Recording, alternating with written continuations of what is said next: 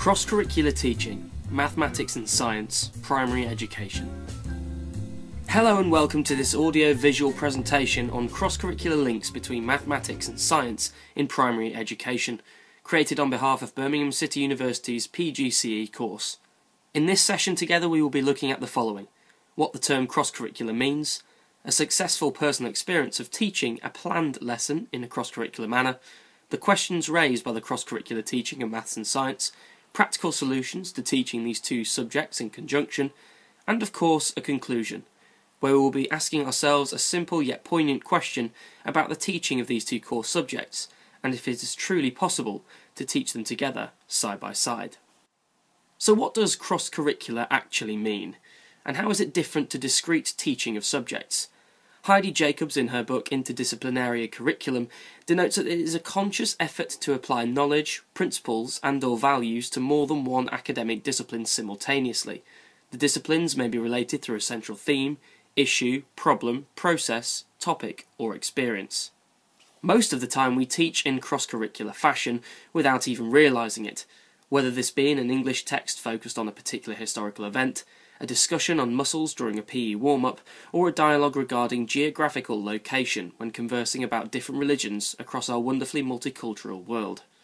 Although for many these links come naturally in the classroom environment, Ofsted are quoted in the Independent Review of the Primary Curriculum as stating that cross-curricular learning should become a more prominent part of planned school life, and that schools with outstanding curricula provide both skilled subject teaching and opportunities for children to benefit from rich cross-curricular studies, which make connections between subjects and encourage pupils to apply what they have learned in one subject to others, thus reinforcing learning and deepening their understanding. It is this notion of the importance of planned cross-curricular lessons, as described by Ofsted, that interested me greatly during my research for this project. As such, I decided to work a constructed cross-curricular lesson into my timetabled music lessons at St Bede's Preparatory School in Staffordshire, with both Year 4 and Year 8 pupils, in order to see if a planned approach could provide good results. For this I decided to input some creative English-based work into the musical realm, the findings of which were, at least to me, impressive. I played the class's 3 pieces of music. They each had its own distinct style, then asked the children to note down on a worksheet I'd provided what they felt whilst listening to the pieces using powerful adjectives and short sentences. We then discussed as a class the sentences and feelings they had described song by song, in doing so allowing the children to use music and English as a way to express themselves and their opinions. The cross-curricular approach here was a great success, as noted by my TA at the end of the lessons, who was impressed by the children's application and honesty using the mediums provided. Due to the success of this planned approach, I plan to build on the lesson's successes in future creative English lessons. Tina Jarvis, in her research article Creativity in Science, describes how a rich overarching experience between both science and mathematics can be, stating that although teachers are still struggling to decide on a planning approach, the results provide an ideal opportunity to enable pupils to enable and apply and understand mathematical ideas, particularly data handling, and also helps children to deepen their understanding of the importance of accurate communication of mathematical data. It is this notion of a deeper understanding of data handling and accuracy that rears its head time and time again, with Ofsted in their 2008 report Mathematics Understanding the Score suggesting that children may know and have the skills to do sums, but they do not understand what sums to do when faced with a real-life mathematical problem. This is often because they have had too few opportunities to use and apply their knowledge and skills. Giving the child a chance to apply his or her mathematical skills in a more hands-on scientific zone could help to address this factor, with experiments where children have to record their numerical findings accurately and subsequently have the opportunity to do something with those numbers, being a key focal point in giving mathematics a real-life and practical use. This more cross-curricular approach in the realms of problem-solving and data handling has been said by many to have had a positive impact on the children's understanding of these particular areas. There is, however, an argument against the joining of the two subjects, and indeed the cross-curricular approach as a whole, as Rowley and Cooper discuss in their research paper Cross-Curricular Approaches to Teaching and Learning. The two found that, although there were clear advantages to melding 2 or more subjects together and giving children a wider understanding of the subject's context, cross-curricular approaches also seemed for some to water down the discrete approach and made assessment a disjointed and out-of-focus affair, and one that does not meet the school's own assessment requirements.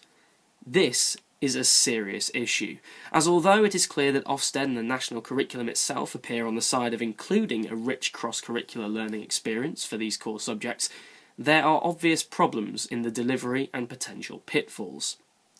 The Three Wise Men report by Alexander, Rose and Woodhead, written in 1992, debate at length about the issue surrounding discrete teaching versus cross-curricular approaches, alongside problems with the curriculum at the time of Rote, and also other educational organisation ideals that still hold true today. The three researchers question the problems teachers have in providing enough discrete teaching as to cover the curriculum for each subject, versus the commitment staff are meant to give to cross-curricular study, stating that we need to consider how school and classroom planning can be effectively related, in particular,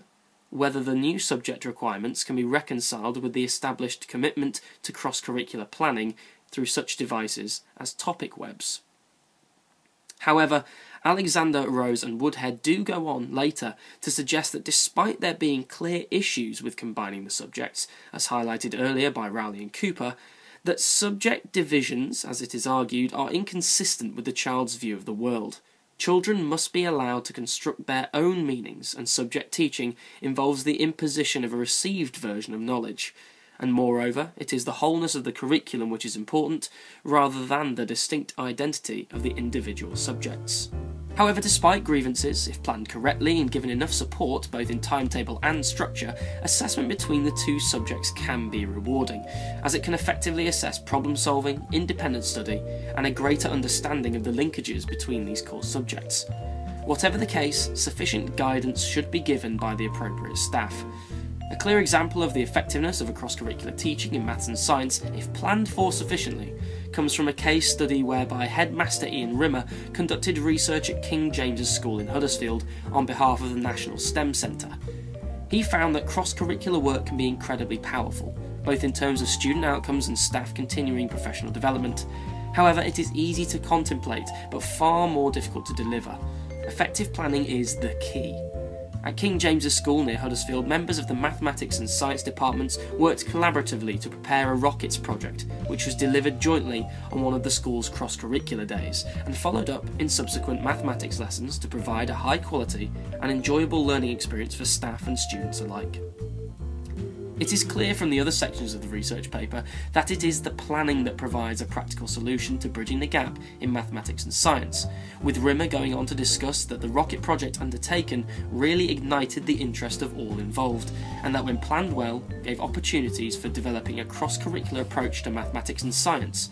functional mathematics and personal learning and thinking skills, and, at the same time, engaged students and staff.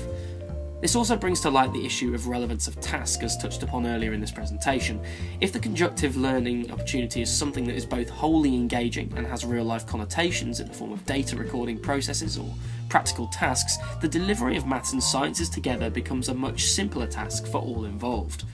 The key is to be able to plan well, and to plan early, as to dodge the watering down and disjointed bombshells discussed by Rowley and Cooper. Planning in advance gives you more freedom of what sort of opportunities you will be able to deliver in the cross-curricular lesson, allowing you to prepare a thought-provoking and interesting conjunctive topic to use. The possibilities are almost endless with these two particular subjects. You could, like King James's School, conduct a rocket creation project where you could look at forces and propulsion for science, angles and data handling for mathematics, as well as bringing design, technology or art to create the rocket itself. Or you could use quadrats to record different types of vegetation for science, area and multiplication for maths, whilst also getting the children out of the classroom and into the wider world of learning. Should we be doing this? And can we? Yes, and yes. If you plan well and have the passion to be able to deliver learning in a way that gets children thinking further, rather than cramming knowledge in a discrete manner, cross-curricular teaching of science and maths can clearly be a very rewarding experience for both staff and children. Not only is this progression of cross-curricular teaching admired and now expected by Ofsted, it is one that quite obviously, as discussed by Mazzano, addresses issues such as fragmentation and isolated skill instruction, By helping pupils to see conjunctively, rather than to see each subject as a separate part of life, it creates a world where learning is well-rounded and essential in acquiring life skills for pupils, improves their general knowledge problem solving, the understanding of the world around them, and has the potential to provide passion for learning in and out of the classroom. I hope you have found this presentation helpful, informative, and of course enjoyable. Thank you very much for watching.